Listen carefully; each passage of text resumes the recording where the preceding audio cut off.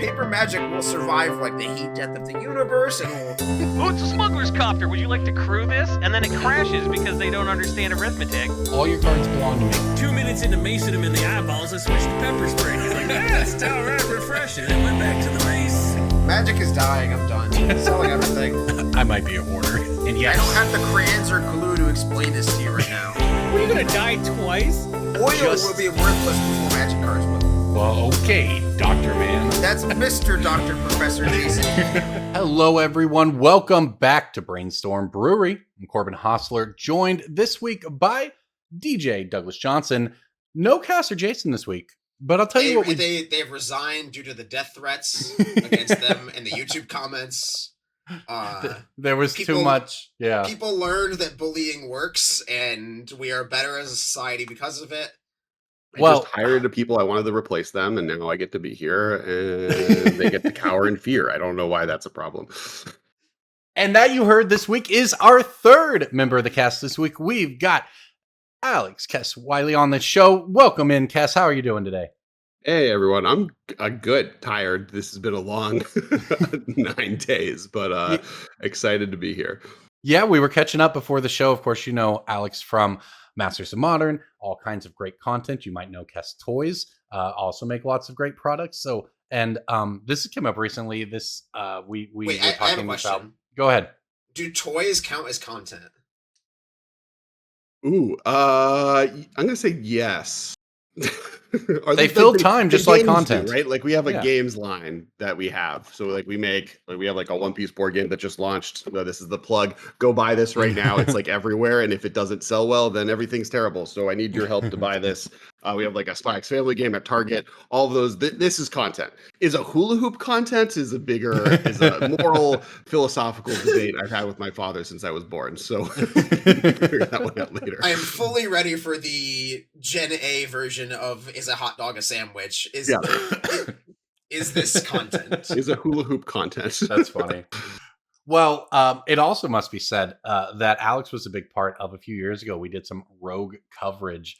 And Alex, as company is the reason that was possible. So I have to thank him for that while we have him on the show. It popped up recently on Twitter. People were saying, hey, remember when we used to do this kind of thing? And with the RCs coming back this weekend, as a matter of fact, Star City. That's right, everyone. The rules committee is coming back this weekend. There's been another announcement. The RC is back. I tweeted one half of this tweet and I didn't do that half, which was like the one good news from the last week is that I no longer have to keep track in my brain the difference between Mana Vault and Mana Crypt, and also that there's now only one RC. It's true. I would argue the one I liked less, but at least I no longer have to like do some trigonometry to figure out when someone tweets out, "I'm going to the RC this week." To what that are they going to yell at them or are they going to compete? Now we know. Well, and there's no CAG. The acronym game is getting much simpler in Magic. Yes, true. I still use Magic Fest, which is 2019, I think. That's a weird one, DJ. Everything is a Grand Prix. How did you not call it a Grand Prix, but also not call it whatever the current thing is? Like, how did you end up on Magic Fest? I don't know. Yeah, I think the main reason is because like anybody who called it a Grand Prix has since quit Magic. Yeah, there's some of that. And so like I'm in this weird like Twilight Zone era of like most people started between like 2018 and 2021 and they know what a Magic Fest is. I think you can like judge Magic's eras based on what they call their weekend events. Yeah. Well, and also Magic Fest was I guess it worked because it was a branding change meant to draw attention away from just the idea of a competitive Grand Prix event and more to the fact that it was, a Magic weekend, which is of course what the Magic cons are now. So, hey, that captures the spirit of where we're at with things. And Magic Fests kind of have survived as the word fest is still around. They got rid of the magic. And the Command Fests have like Flesh and Blood and Star Wars events going on too. So oh yeah. Well. Yeah, Command Fest is in it. I don't have a lot of sort of visibility of that kind of brand of event, but it seems a little odd I I could be wrong guess. about the other games part, but I just go to too many events nowadays to keep track. Well, It's I Well, will. almost sure, So but the LA one that just happened had Flesh and Blood, and the Star Wars TCG event was happening at the same venue. Now, there that, was a yeah, separate section in the venue for the Command sure. Fest. Yeah. yeah, When I talked to the guy who was running it, his basic statement was like, "We're not allowed to run Magic tournaments, but we yes, can run other game companies tournaments," which was yeah, like, it was one of the, it was very that feature of it is very surreal. The fact that they like have established themselves as like, you can't throw like a PTQ here, but you can throw a Mhm. Flesh and Blood event. It seems like a disconnect created by policy that should be fixed. Yeah, like the whole it's just the Command Fest brand seems kind of kind of just Or keep it forgotten that way, about. and then the next Well, LA Command Fest will have One Piece's Electric Gigantic well, and we're gonna have tournament Magic happening Showcase near you. weekends, right? We're gonna have Magic Showcase weekends next year, right? Maybe that's gonna quietly replace yes. sort of the Those Command are Fest. the Grand Prix replacement Yeah. Yeah, for I mean, organized why play, stick the and I Command have Fest on top of that, which is gonna happen anyway, right? So, like, yes. yeah, interesting. I do have high hopes for 2025 as a year for Magic. Yeah. Not even just as a result of the past week, but like I had very high hopes from the past year going Yeah. into next year, and then Monday and Tuesday were like very wild and scary and crazy, and I do personally have faith in the Wizard stream that they had, Hmm. uh, which we'll talk about more throughout the episode. But there was a an announcement stream that should have happened last week that did happen Yep. this week. Yeah, I think if I look back and sort of distill my actual criticism of what happened last week, it has nothing to do with the decisions being made and everything to do with the fact that everything that happened today is what was supposed to happen a week ago.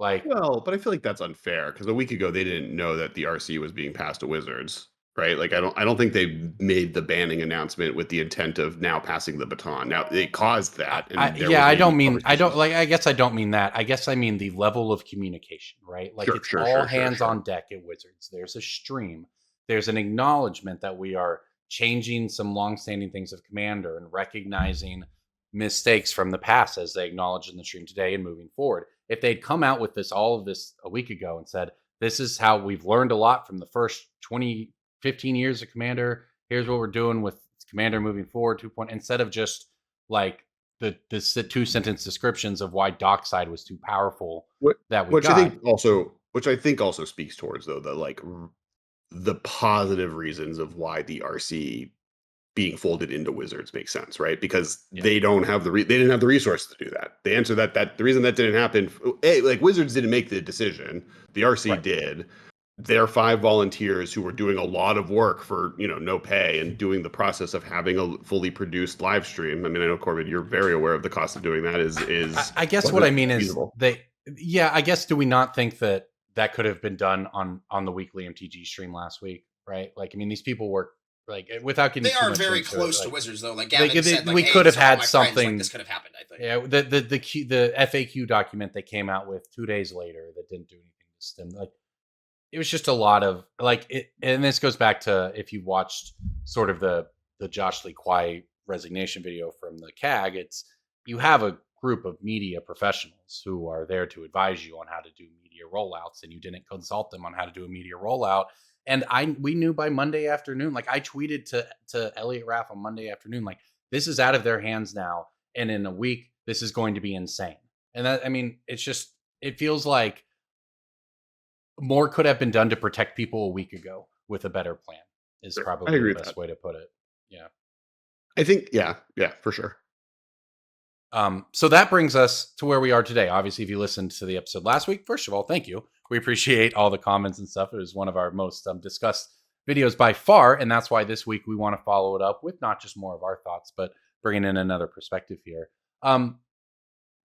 With that said, I am currently now a huge fan of the bans in Commander, right? Like, I have always been on the fast mana is bad train, is in that it ruins games, and not even from a power level perspective, but from it really just turns things into 3v1 where one player gets really far out ahead. It just imbalances things in a way that is not always very fun. Well, so how can you be a fan of the exact bannings when they half ripped the Band-Aid off, because like if you're like fast mana is bad, then Sure. like you're unhappy that Chrome Mox and Mox Diamond and Lotus Petal and Mana Vault and Well, I think Yeah, go ahead.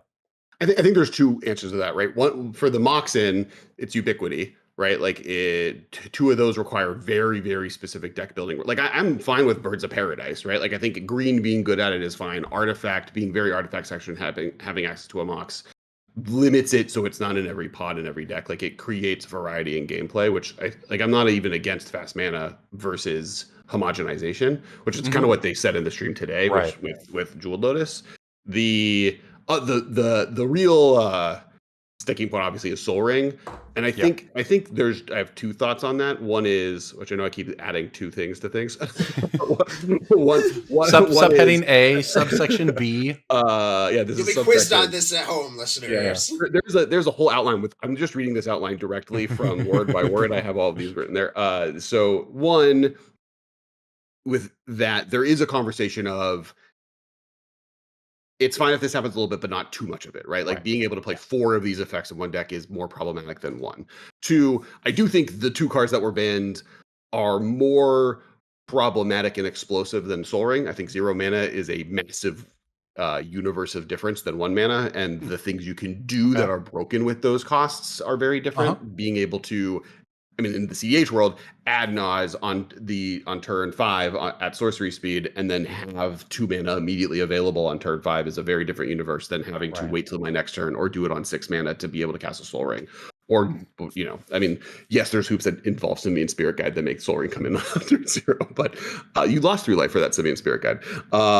The alternative with Lotus is that it just gives the ability, which is what was in the CAG's the RC's announcement, right? Which was like, these were fine for a while because Wizards wasn't printing 5 mana, ward 3, draws 6 cards when this enters the battlefield, or if it sticks around for a turn cards. But they spent the last 2 years printing a bunch of 5-drop creatures that they realized, hey, 5 mana commanders were unplayable. How do we make them playable? But then that makes cards that allow you to get your 5 mana commander or 4 mana commander out 3 turns earlier more powerful than they were before. So I think like the amount you can play per deck going down is very good, and the amount of now more specific your deck has to be built to be able to take advantage of is good. And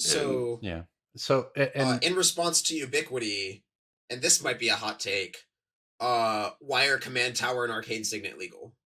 Well, I thought it was very interesting they called out Arcane Signet in the announcement today as a mistake, because I don't know how they're defining the word mistake, but Arcane Signet was not a mistake. Arcane Signet was a choice to sell Brawl decks, right? Like they knew what they. It can be. I understand. I understand that. I understand how we can frame it that way. Choices. I understand. In fact, I think that's the definition of a mistake is a choice, right? It's like a wrong choice. If I walk outside and a meteor hits me, I didn't do anything wrong. But if I chose to go walk into a meteor, I get it. I understand. However, like Nadu is like a design mistake, right? Where they didn't know what was going to happen. They knew what was going to happen with Arcane Signet. That's why they did it. So it's just a little sort of framing of like it happened versus like we chose to, it's a very passive voice, right? Like that was my take on it. On that particular note. If they banned Arcane, I'm for the conversation of ban Arcane Signet. I think sure. It just doesn't need to exist. Yeah. I think Command Tower is more of a mana fixing, like it helps from a budget perspective for choke points, and that I think that is helpful for the format. And I don't think like sacrificing Basic Mountain for Command Tower has ever really made anyone sad. I think Arcane Signet though is for sure a cuttable card that I would love to see go. Because Command Tower was made in 2011 when like 4-color decks were really hard to build. Yeah, but like that's also just fine. I think it's just fine to say that people want to play their spells, and a Command Tower in a deck is just not a problem. Sure. Even if it's like you can make a design argument. Like if someone sat down at a table and said like, "Hey, I just put 36 Command Towers in my deck. Is that okay?" I probably would be like, "Fine." I do kind of want to play against a Command Tower cube. Yeah, we're like please make sure that like don't do the broken things you could do with that, in the sense that like now every card I have is like 4 black and like or 5 pips of rainbow color, but like If you're just doing that because you didn't want to think about mana and you're playing like a regular deck, I don't care. Right. There's that's certainly, and that, that's a good use of where sort of Rule Zero type comes in. But like to answer your question, DJ, where my group came down on it, we banned Soul Ring, Mana Crypt, Jeweled Lotus. We did not ban Dockside. And the reason we did that was we just banned all of the free mana that had no drawback, like Mox Diamond or whatever, things that actually require some sort of cost, even Mana Vault or whatever, where you get a one shot out of it. Like the things that actually felt like they required some sort of resource that were not just fast mana. I'm just saying, so that was our River line. Cutthroat deck loves it when people lose Mana Crypt flips. I understand. Sure. But like, anyway, so that's where we came down, and that's, it seems to be, they seem to be moving forward. So look, we'll go through the stream a little bit here, and sort of what they talk about. To the point you made with differentiating Dockside and the other two, I do think that the Dockside ban is actually closer, and to the extent that Olivia kind of had the same opinion behind closed doors, I think the Dockside is much actually closer to the Nadu ban than for sure, absolutely. than the other two, right? I think that card is banned in the same, like, I don't think there is a healthy world where Dockside is unbanned and Primeval Titan is banned, because I think they are ostensibly the same. In many ways, they are almost the same card, to the extent that the play pattern that was happening with Primetime when it was legal was happening with Dockside, where like CDH is playing clones because my clone is so good, if I could just clone your Dockside. Well, and also I think people recognize, like, going back to the word mistake, like, when Dockside was printed, no, they didn't expect it to just take over these things, because they weren't making treasures, like foods everywhere, treasures everywhere. Like, Dockside wasn't supposed to be what it was. Arcane Signet was always supposed to be. Dockside was designed as like, please God, red needs something. That's so what it was designed as. Is red needs a way to catch up to the green deck. Well, it's the same reason that, like, I stopped playing with, I forget what the card's called, but the 5 mana you win the game if you have 10 or more treasures or whatever card. Oh yeah, Revel in Riches. Yeah. Like, I've just taken it out of my decks, because every time I win with it, I'm like, oh, this is boring. And the reason this is boring is because when this was printed, there were 7 cards total that made treasures, and now it's, it basically reads like, if you have 5 lands in play and a Dockside, you win. So I definitely can see where Dockside like has escalated in the way it exists based on the design philosophy of what Magic is using tokens are. It's just from somebody who is not a game designer but likes to stare at the clouds and pretend of a life where I was one. The fact that, like, if treasures came in tapped, since Ixalan, like, if Ixalan's designers like treasures come in tapped, we don't have that like butterfly effect where Tim Pool tweets about Magic the Gathering in 2024. Yep. I agree. That's crazy. Would have been so much more fair. Yeah, they just like gold tokens or whatever, like, just come in tapped. All treasures come in tapped. You have to play your Amulet of Vigor. Now it's a 3-card combo. Like, everyone's happy. Yeah. Is Amulet of Vigor is lands only, right? It's not, or is it? No, it's everything. It's everything. It's just not relevant with anything that's not land. I played in my Archelos deck. Nice. The turtle that makes it's very. Oh yeah. Very, very, very fun. You can Urza Saga to go get it. It's great. The other kind of I don't, and we can maybe talk about this later in a different section, so please tell me to shut up if we want to talk about it later. But the one thing I also wanted to bring up in regards to all 3 of these cards is cost versus the other ones. Yeah. So, because there's 2 sides of the conversation, right? There's the conversation that was had by every single person on the internet, which was, hey, I lost somewhere between $300 and $5,000. This sucks. Yeah. Fine. And we can get into that. But the thing that I think is actually was more interesting to me is that the cost of these cards is a sign that they were a problem to begin with. Like, the fact that a pre-con commander deck 2-drop red goblin was reaching, even though they they reprinted it, $100 price tag, is a sign that this is now so ubiquitous that it, like, if this was in modern, it'd be like, oh yes, that should be banned. Like, that's a reasonable way to look at it. Yeah. Doubling season has also reached $80 to $90, and nobody cares. Sure. I mean, yeah, it is. There is something there, right? It's not 100%, but I do think there's something there, right? Especially when, like, the things with Dockside, like, they printed it as the Chase version too, so like, it's kind of like, yeah, it got really good, but then WotC like did what WotC does with reprint equity and kept letting it build up, Right. And I think that's kind of also my point. Like, because like doubling season is 50, right? It got to 100, but that was also at a time where, like, modern day printing philosophy is very different than post Lorwyn through Well, the Great Henge was 2019 also like printing 80 or philosophy. 90. Like that, it's the same card. Great Henge was 80 or 90 in Eldraine. Yeah, that's fair. That's fair. Well, and then when they did reprint Great Henge, right? They did a crazy chase version of it in Lord of the Rings. Yeah. So like Wizards is just going to whatever it happens to end up. You're right. Like whatever happens to end up good in Commander, and the Becomes a price of chase that is card. going to be a reflection of it. But and then once it hits that point, though, Wizards like knows what they have and is going to use it to drive a set, like putting Jeweled Lotus on the side of Commander Legends or Masters or whatever it was, right? So it's kind of a little bit of a chicken and an egg thing because once a card is really expensive, The Watson Great can Henge was milk it less as true, being but I would argue expensive. that doubling season has been admitted as a mistake. Now it's a mistake in the same way that treasures are a mistake in the sense that like when it was Yeah. You mean printed, Dockside or you said doubling season? and then doubling season.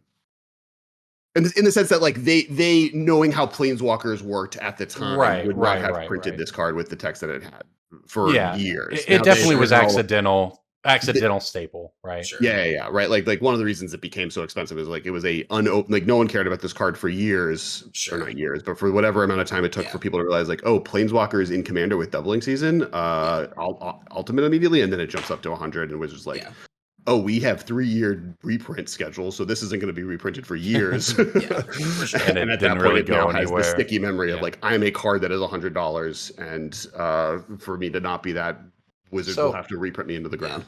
Yeah, so I think what's interesting is a lot of people, and you mentioned it, the conversation everyone's having where you talk about having how much we all lost or whatever, right? And that's a way to look at it. There's another way to look at it, which is I think what we talked more about last week. And I think this is if you're Wizards of the Coast, likely if I'm guessing, what made more waves working its way throughout the company is just sort of the base level message of don't spend your money on expensive Magic cards. Yeah, for sure. And like that, we talked about that last time, and it's really frustrating for everybody who is in the vendor's perspective, getting straw manned of like, oh, you shouldn't treat this as an investment vehicle. But like the number of Magic players who like suffer because an expensive card gets banned, like so heavily outnumbers the number of vendors who like lost a small like stack of mana crypt value. Like it dwarfs that by like a lot. And there's so many vendors who like I'm part of several vendor discords and we talk all the time about the orders people make, and like every time something gets unbanned and spikes really hard, it is always like an oversell of like, oh, I oversold my Stoneforge Mystics. I had 60 people buy 4 playsets. It's never one person buys 200. It's it's the quantity of playset orders that get just completely forgotten about because no one snowflake thinks they're at fault for the avalanche. I think both groups are small, I guess was my take away from it. Like, I think the amount of people that own multiple mana vaults in the larger Magic Commander community is a much smaller percentage. Like, I think this affected a lot less people than the internet made it sound it was affecting, right? Obviously, I disagree. It does affect the like LGS experience and the experience of like my willingness to trust that this chase product that Wizards is selling me is going to be worthwhile after the fact. That I think has massive ramifications. But I think the amount of Commander players who owned these cards that are out money as a percentage of what they were playing is a much smaller number. I mean, we know it's a much smaller, right? Because the majority of Magic players are kids who bought a pre-con, and that's. But didn't we just talk about how ubiquitous? Didn't we just talk about how ubiquitous Dockside is because it's so expensive? Like it being expensive is a reflection of how ubiquitous it is, which therefore means a lot of people have it, right? So me and Ben were talking about this. Who's my co-host on the old podcast? And like from a financial perspective, the amount of people that lost money on them losing their one Dockside outweigh like any major modern ban. Like this, every player was playing this deck relies on Faithless Looting existing on modern. All of those decks being banned out of the format, excluding the fact that it was in the middle of Modern Horizons 1 where the Spark and Eldraine all coming out, also flipping that format on its head. Like all of those people are out $2,000 just straight up that deck is no longer viable. Now, some of those pieces are resellable, some of them aren't, but like for them to still compete in the modern, they have to rebuy into now. Sure. Well, if I'm playing Jund, I have to buy $800 worth of Ren and 6s, and now my deck isn't viable anymore. So like, yeah, It's brutal for modern players for sure. Right, But right. There is that level of like just me wallowing in my modern misery. But yeah, it's um, on the other hand, it's like most people that lost their dockside, they're other than like the specific 3 CDH decks that are no longer viable, which I yeah, don't yeah, think is yeah. a large That portion doesn't of the that definitely community. doesn't count. Yeah, No. is like fine. But every one of those decks is still playable. Yes, they're out. Dockside for sure, yeah. But Yeah, even yeah. like I just know that, like, from my experience as a vendor, in the hundreds of players I interact with on a weekly basis, like, Mana Crypt is most often quoted as, like, this is my most expensive Magic card when I sell you my collection. sure. That I think is fair. Like this is the most expensive Magic card that a lot of people had. But I just And like yeah, and we talk about it's not you mentioned it, Kess, earlier, like the knock-on effects of it, because it's not just the players who own Mana Crypts and Dockside, it's also the players who own, for instance, Yeah, dual like you said, lands, about, right? like, convincing somebody Yeah. to buy a confetti foil Rhystic Study becomes, like, much harder after this Yeah. weekend. Yeah, or and it basically it seems like this hit a format, Commander, where people weren't used to that. Modern players, for better or worse, are used to Wizards banning cards because that's how it works, right?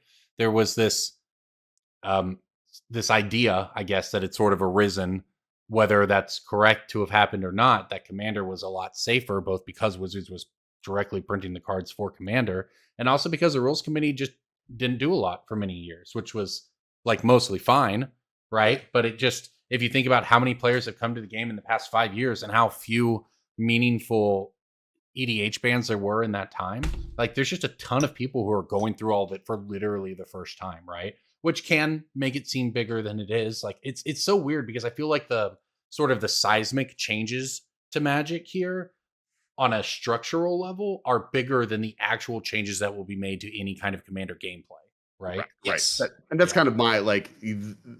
There's a cultural thing that is happening, and then there's the actual physical what my gameplay experience is going to be, and that is going to be the same or better. Yes. While that top Yeah. end was obviously different now with Wizards taking over the format, because I think the point I would make is that 3-year period was falsely attributed as a safe zone for wrong reasons, right? Like, Yeah. if you look at that 3-year period, that there hasn't been a banning. So since 2021, when Hull Breacher was banned, which was like a very obvious ban, and like the last ban before that Right. was maybe controversial was Golos. One of the leader and face and manager of the RC and Herald, if you will, got very sick and passed away, tragically. And on top of that, through that process, the RC began the process of like, okay, how does this, we are facing that in the face. We also need to kind of see what are we going to do as like, how are we going to add people? How are we going to continue this body existing with the plan of it existing moving forward, if that were to happen? And then the last one is we went from every single person who's only playing spell table Magic period to massive in-store, in-person, in-con. I'm now once again playing with strangers. And not only am I once again playing with strangers, the way you play Magic is now playing Commander with strangers versus Modern or Standard, which was before COVID. And those 3 things all happening at once created a moment where they're like, okay, wait, we need to see, like, we've known Dockside has been a problem since February 2021. But it's been, what does Magic look like in the next 3 years that's putting a pause on us? And the problem is that the Wizards spent those 3 years being like, oh, here's staples that we can sell off of. We can sell, $200 staples in a box that's going to drive sales without really any effort. And the retailer community was like, oh, these cards are, blue chips because they're not banning anything. Wizards is willing to print into them and there's no response to it. So let's jump into that. Let's we think the price can be at $100 versus $80 because, and then that ticks up over time because there's a price barrier there where this card's not going to get banned. So I'm the risk to have this be an $80 card is less, and therefore people will spend more on it. And that just was not correct. Yeah. No, and you're then right. Those store owners are getting blamed for 100%. treating it as an investment vehicle when, like, that's not what they're doing. I know. Anytime everyone blames like the evil Magic finance gods, I'm like, most of those are LGSs. and like it's just it's a non-existent crowd. The conversation always goes, like any conversation online always ends with people, like people will say stuff, people will take offense to stuff, and it always ends with insulting the most nameless, faceless group you can find to defend themselves, and you end up with evil MTG finance cabal instead of a bunch of players who, saved up to get a mana crypt or whatever, right? The funniest thing to me is the response of like over the last 3 years, I guess. I forget how long ago Magic 30 was, but over the last and how long ago the Evil Dead was, or not Evil Dead.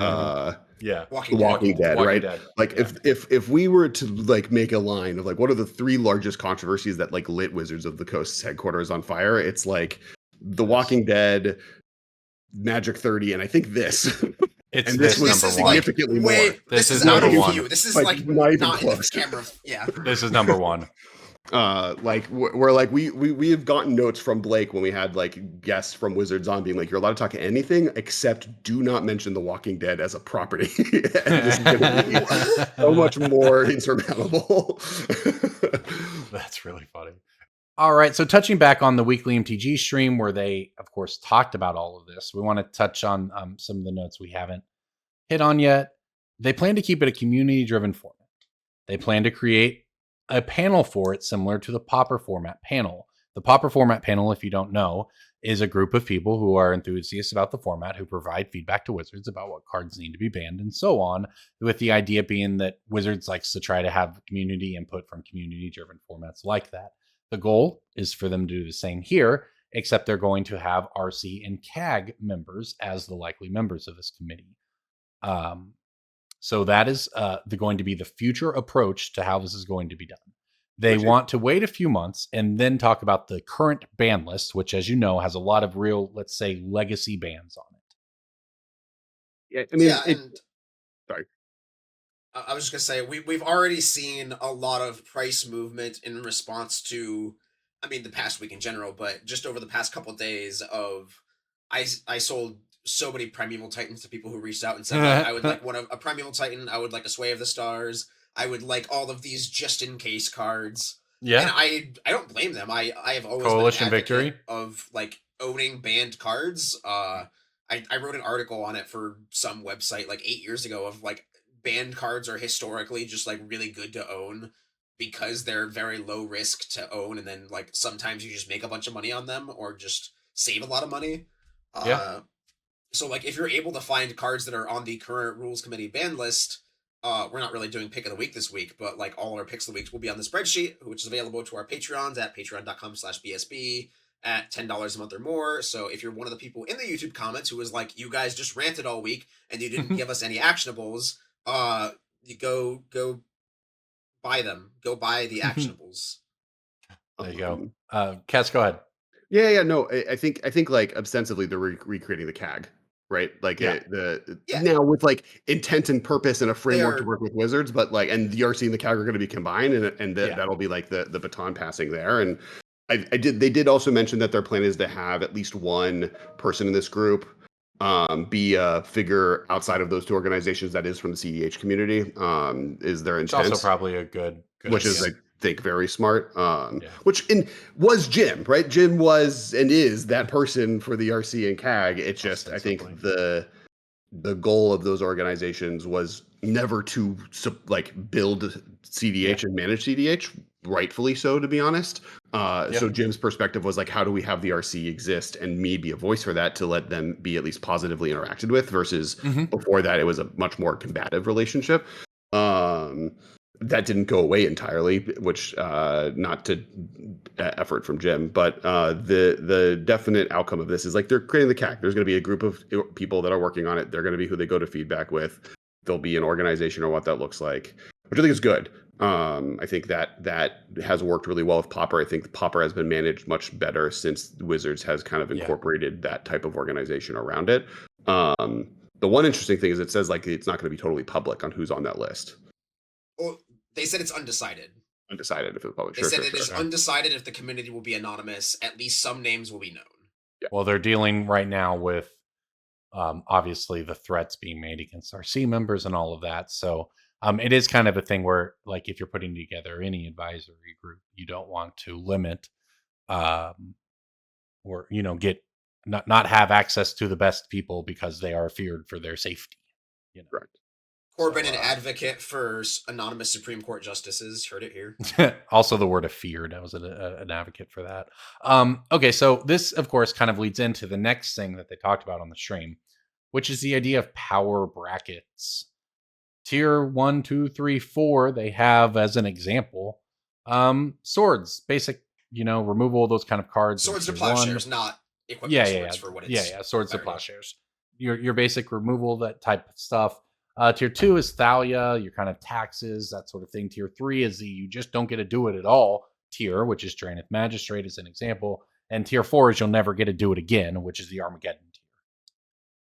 So I do think the examples they had in the video, or is this is the conversation starter. Like they're trying to get feedback on what should be in these brackets, because I think what they have in each bracket, I definitely disagree with. Like I would move Armageddon down a bracket. I think that card is actually like bad, not from a like fun perspective, but like it's like unplayable. Like it's not. That's the argument. Yeah. That's the argument they're making for the brackets, though. Is not these are not power brackets. These are play experience. They're entertainment brackets. Sure, that's fair. I think. Sorry, go. Well, and they said that they might do a 5th tier, which is the CEDH tier, if they want to more explicitly define that, which would seem to change from a fun tier list to a power level tier list, in that if it went that way, which hey, it's a lot better than my deck is a 7. Well, and I think like the funny, I've been like a big proponent of a 4-tiered system, or a 4 ranking system, or whatever you want to call it, for a long time, because I think like 1 through 10 is an unfeasible number, partially because as humans that are raised in whatever our grading system is, like anything below a 60 is failure. And so like, and it's the same way that like most people don't, like they could see the worst movie, like a bad movie, and they're going to rate it like a 6 and not like a 2 or a 1. Like you rarely see people actually ranking movies that low. And especially when you're then doing that as self-judge, like, oh, my deck's a 6, like, no, or my deck's a 4, is like, you have to be on purpose saying my deck is bad, when like a lot of decks are 4s, but you don't know, versus the like, what I think is reality, which is there's CDH, and then there's whatever the 7 is. And then the question is, do you want to be trying to win over a 7, or do you want to be having a good time under a 7? And then there's the bad deck section, where it's like, I have all chairs, or I'm aggressively casual, where I get mad if you do anything that is above and beyond my framework. But I think most people, the conversation is really like, where do you fit in those 2 levels? Which I think this does, right? It's do you want to be trying to win, and you're aggressively pushing and are down to lose, which I think is more important, right? Like you're okay with losing towards a combo, or are you not okay with that, and you would rather be a more relaxed experience? And I think that like ranking things on more, are you above and below a 7 versus are you a 7, I think is helpful, and that kind of is what this does. Framing, yeah. I mean, I have a deck that I would describe as casual. It has fast mana and it has ad nauseum in it. But the deck is Selenia Dark Angel, and bonus points to anybody who knows what that Tempest Rare does. I do. Because the deck's core theme is all of the black-white, life-swappy, life-drain, near-death experience, soul conduit nonsense. So, like, yeah, there's a Mana Crypt and a Thran Dynamo and an Ad Nauseam and a Sanguine Bond Exquisite Blood in there. But basically all the combos in that deck are Russian roulette of, like, do you have the Lightning Bolt? Because if you do, I die. Because I'm playing near-death experience Angel's Grace. And it's not exactly consistent. It's not exactly killing you on turn 4 or 5. Right. Most of the games with that deck are very razor-thin margins, high-intensity, like, excitement play experiences, because, like, I'm playing Ad Nauseam. I do play 8-drops in here. We'll see. Like, and I think, like, I think this has almost been the cause of the disconnect here for a long time also, is, like, I don't think, like, how do you plan on winning isn't interesting as a question to find out from someone on like matching my power level with them, because everyone's trying to win theoretically. I mean, obviously there are people that aren't, but like the goal of your deck is you're probably going to win. It's going to be through combat or a Thassa's Oracle or near life experience. The question to me is more like, how willing are you to lose in this way? Like, is it okay if I Thassa's Oracle you? If it's not, then that deck doesn't work. It doesn't matter that I have 6 mana rocks in my deck if all I'm trying to do is, just ramp out a bunch of elves or like play big 8-drops that don't do anything.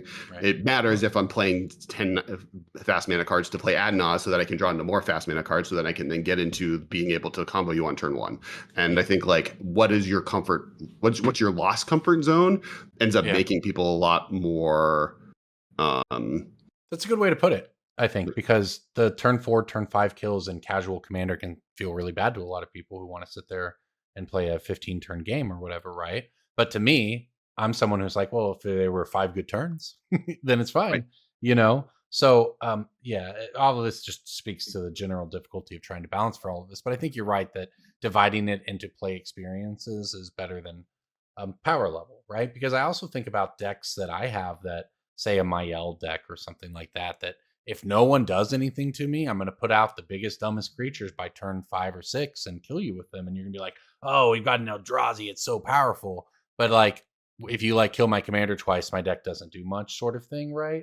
And it just was like the so much is contextual, where like a lot of decks can be very powerful, but they fold to one board wipe, and then they get mad if you board wipe them, And right? I think one of the biggest bonus points to this system and codifying it as a, I mean, I know it's not a hard rule, but codifying it as a air quotes hard rule of like if your deck has ancient 2 minutes, sorry, we're gonna close the barricade for you. Like is allowing these kinds of games at large events like Magic Fest, Magic Con, Yeah. Grand Prix, Command Fest, whatever you want to call it. Like we can have these roped off areas that is, yes, this deck is for threes only. This area is for ones only. And if you have 1 to a 2s, 2 to 3s, 3 to 4s. sure, yeah, you can provide ranges. There's ways to You can adjust the self-select into tiles where there. you want to be. And like if you see somebody at the 1 to 2 table like starting to play a bunch of mana rocks on turn 1, you can ask them to leave. And that does actually get to the kind of the point I think is really important to keep in mind with everything that's happened in the last week is that this is happening due to the in-person random pod experience, right? And scaling up and allowing scaling us to up to have that. 2,000 person Magic events that Yeah. you go to and play 8 games in a weekend and have fun at.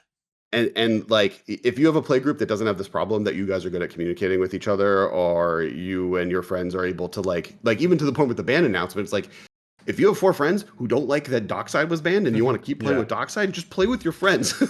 Yeah, nobody's going to stop you. Wizards isn't going to stomp down your door and take your proxies away and burn up your Docksides. Like I've had plenty of conversations with players. One of them was selling cards to me recently, and they're like, I'm keeping a Jewel Lotus in here. If somebody complains, it's a Lotus Petal.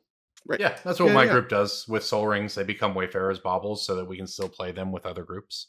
Yeah. And it's a lot easier if like even like just to sideboard that out if you like it's so much easier if I have a deck that has that card that is illegal in it for me to sit at a table and be like, hi, is it okay if I play with Dockside Extortionist? And if the table's like, hey, we just banned that card, I got sick of playing it, no thank you, I can be like, cool, here is a Tali. It is now, or not Tali, the what's the red 2-drop that makes you attack and discard a card, whatever.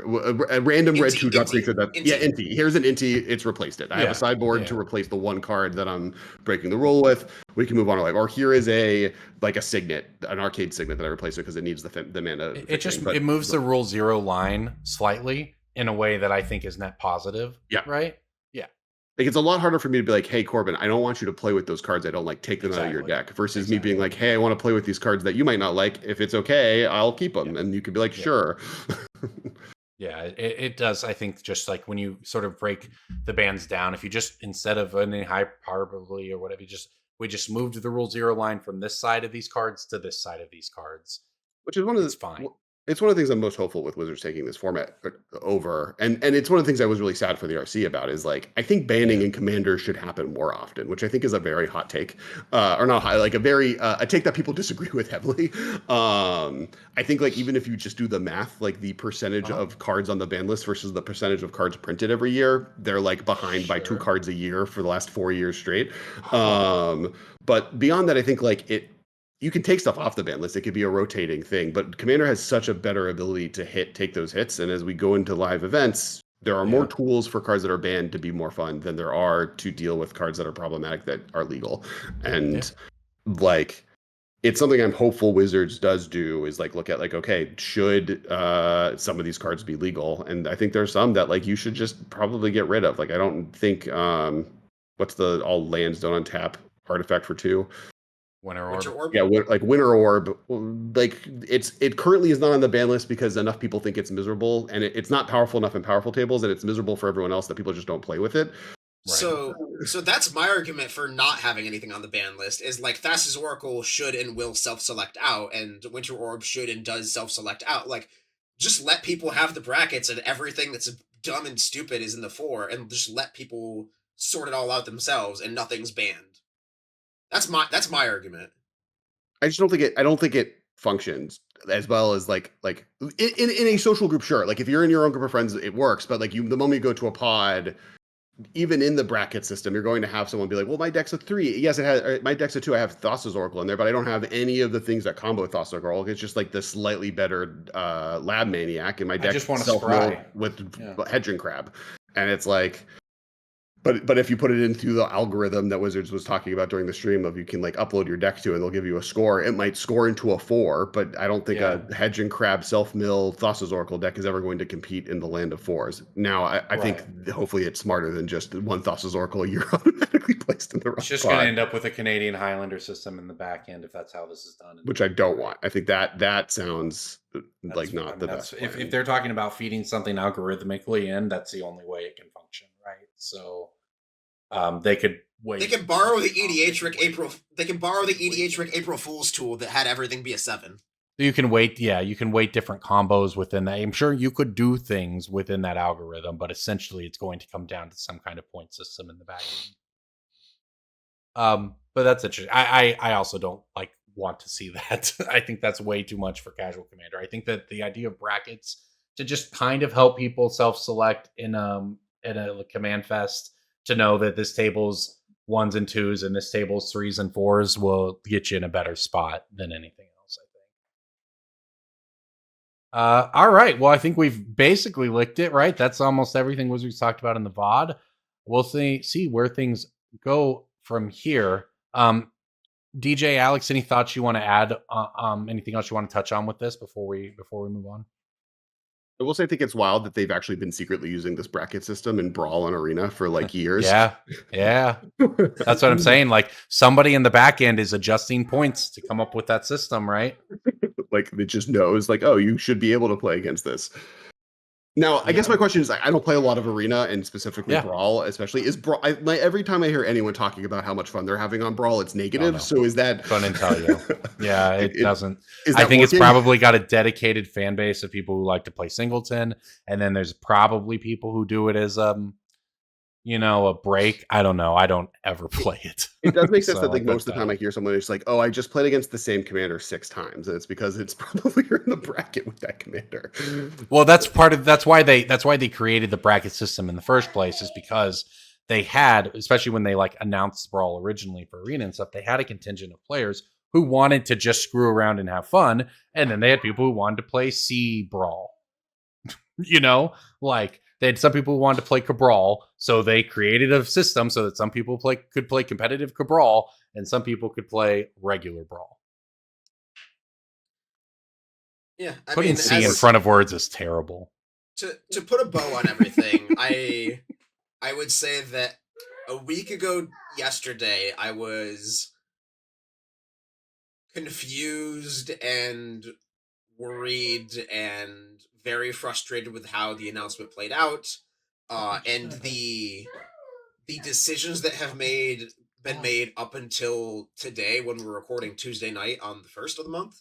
I am very happy with I think that this is the best possible solution that they could have made, I think.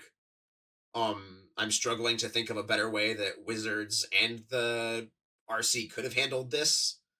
And I mean, I've been very vocal about my positive thoughts of Magic in 2025 with all the in-person events going on, all the upcoming set releases, all the collaborations, all the universes beyond, all of the things that are going to be very effective tools at broadening this game to wider horizons. And like we said, that last week was just a nuclear bomb dropped on the community that had the potential to shake up that faith I had in the format and the game going forward. I feel very happy with how things turned out. I lost a lot of money from the announcement last week. I definitely haven't made that back from Mana Vault going up in price or anything like that. Still definitely in the hole, and I would think my biggest concern going forward is still the the inability to heal the wound that is consumer confidence. Yeah. Like you can't unshake the faith that a whale has in the game, who has spent thousands and thousands of dollars on collector boxes or hunting the One Ring or just pouring their heart and soul and labor hours Wallet. into the game. Yeah. That's a very, very hard hill to climb back up after you fall off of it. And so that does require very perfect execution from Wizards and from the community members, and a very long amount of time to like heal that faith that those dedicated players have, because the game as you love it is intertwined with capitalism in an inseparable way. And that is an unfortunate truth that I think a lot of players do not want to swallow, of like, oh, you shouldn't ban cards because they're priced. That should be completely like, in an ideal world, sure. In a Hearthstone-y world, yes, we But can the real world, we can make bans and adjustments independent of economics, but that is not the world we live in. That is not the world this particular game will ever live in and thrive in. So anybody who is and just one more, that's also not the world the game has ever lived in, to be clear. Like, people who want, you're asking for something that has not been the case since day one of Magic.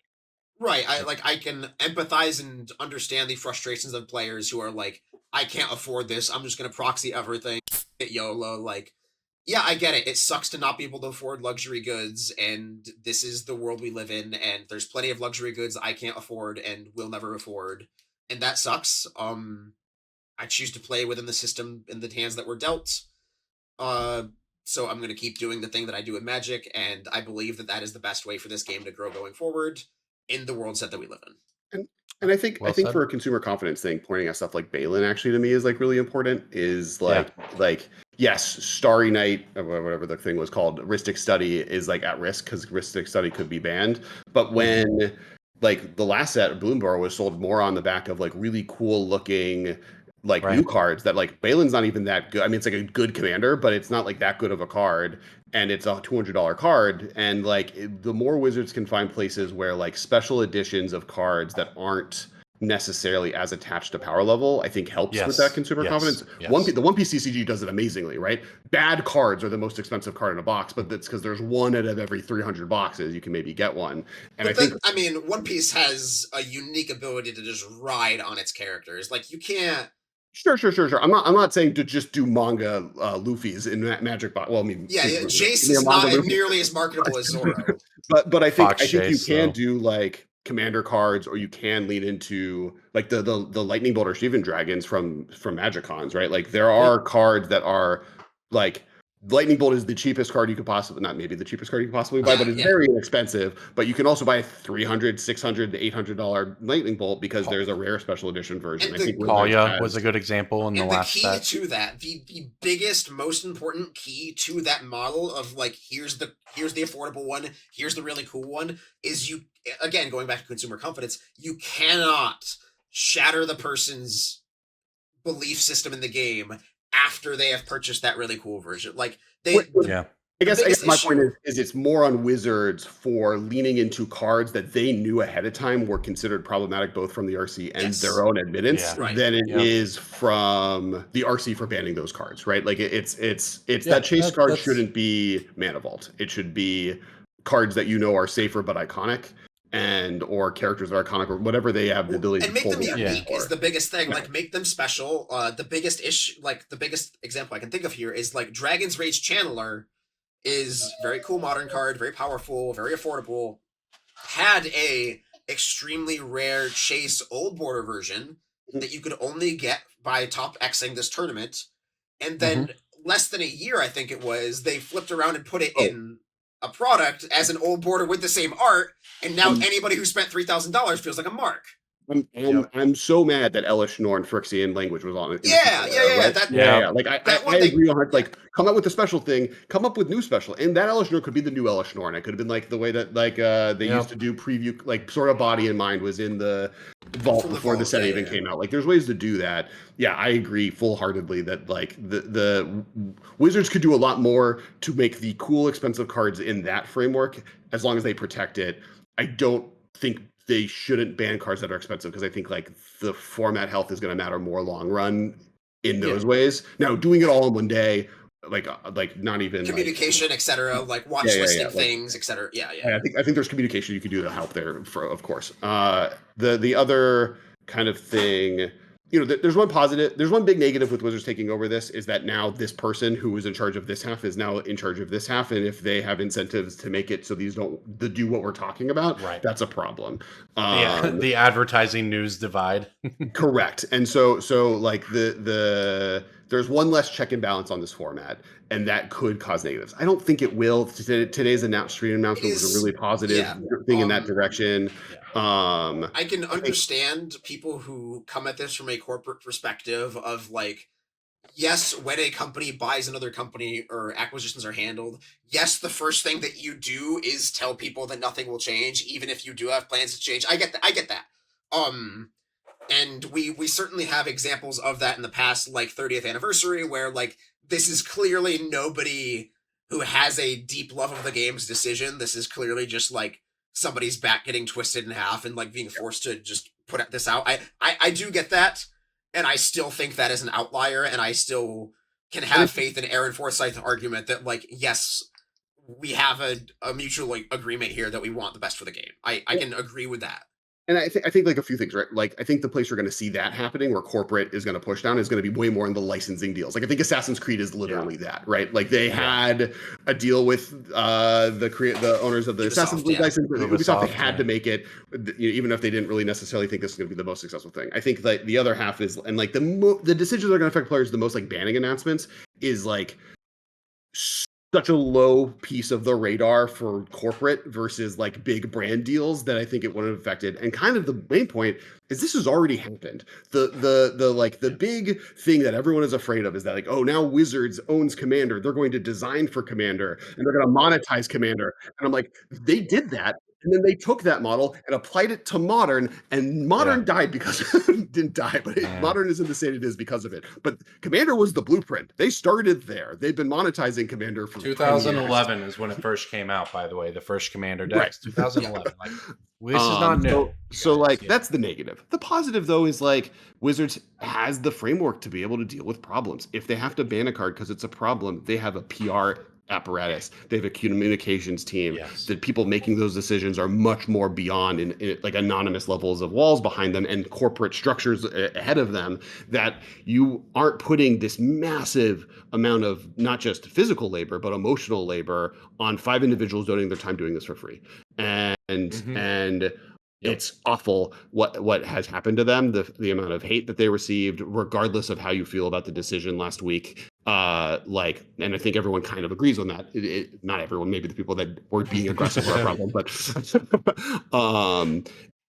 I think that like the outcome of this hopefully is like a net long-term positive, and it gives an organization the ability to manage this format safely.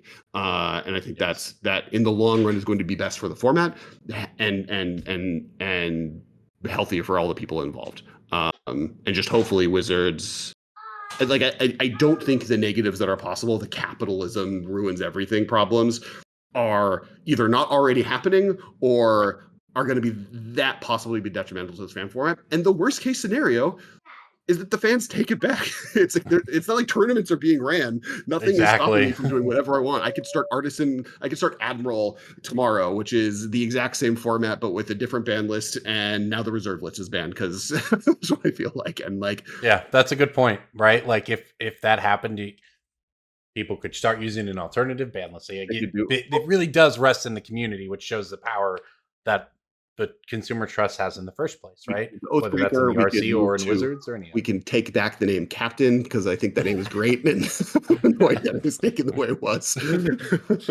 It turns out the community has always had the power to vote with their wallet. Yeah.